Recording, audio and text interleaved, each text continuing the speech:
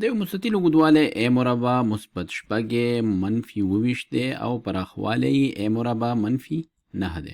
تاسو د مستطیل د پراخوالي نسبت په اوږدوالي باندې د ساده شوي نسبتي افادې په شکل ولیکئ.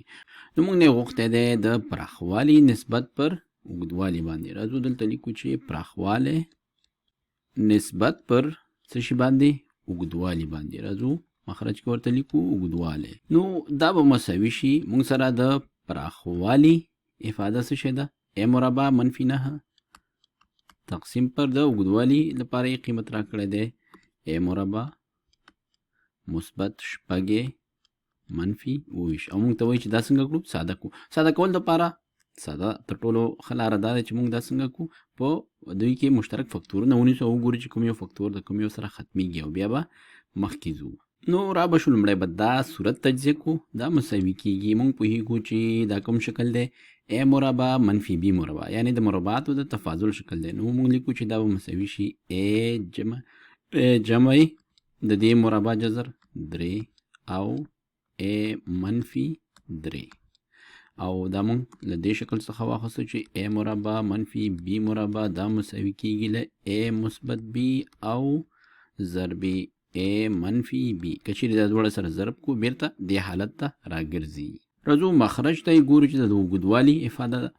دا به تجزیه کو دو داسې عددونه پیدا کوو چې ضرب حاصلې منفي 28 وي، جمع حاصلې شپږ وي. نو 9 او منفي 3 زما ذهن ته دا عددونه راځي. لیکو چې ا مثبت 9 او ا منفي 3. وګورئ ورته 9 په کې 9 او 3 په کې 3 دلته منفي دی. نو منفي 3 او 9 دا به څو شي؟ شپږ به پاتې شي. همدارنګه 9 په 3 کې منفي 28 کېږي او ا په کې خو تیار ا مربع دی. نو دا موږ په فکتورونو باندې وویشلو. اوس راځو دا ساده کوو. نو او مخکې له دې چې دا ساده کړو راځو موږ دا په یاد ساتو چې آیا داسې د ا قیمتونه شته چې په هغې سره دغه افاده نه تعریفېږي. نو هغه به کوم قیمتونه وي؟ دا به هغه قیمتونه چې په هغې سره دا مخرج صفر کېږي. نو دا موږ دلته په یاد ساتو. ګورو دغه قوس چې دی دا په ا باید مساوي له منفي 9 سره نشي، ځکه په منفي 9 سره دا قوس صفر کېږي او همدارنګه دا بل قوس چې دا په مثبت 3 صفر کېږي. نو ا باید مساوي نه وي له منفي 9 سره او یا له 3 سره. دې دواړو کې هر یو قیمت چې ا واخیسته او هغې سره دا افاده صفر دا مخرج صفر کېږي او بیا افاده نه تعریفېږي. نو دا باید موږ دلته په یاد ولرو. دا اوس د دې افادې برخه ده، ځکه موږ داسې شي نه چې پیل نه اجازه نه لرو، هغې سره باید کار ونه لرو. او دا چې په دې افاده کې دا قیمتونه نشي اخیستی، وړاندې هم باید ا ته دا قیمتونه ورنه کړو. اوس راځو دلته ګورو چې دا موږ څومره ساده کولی شو.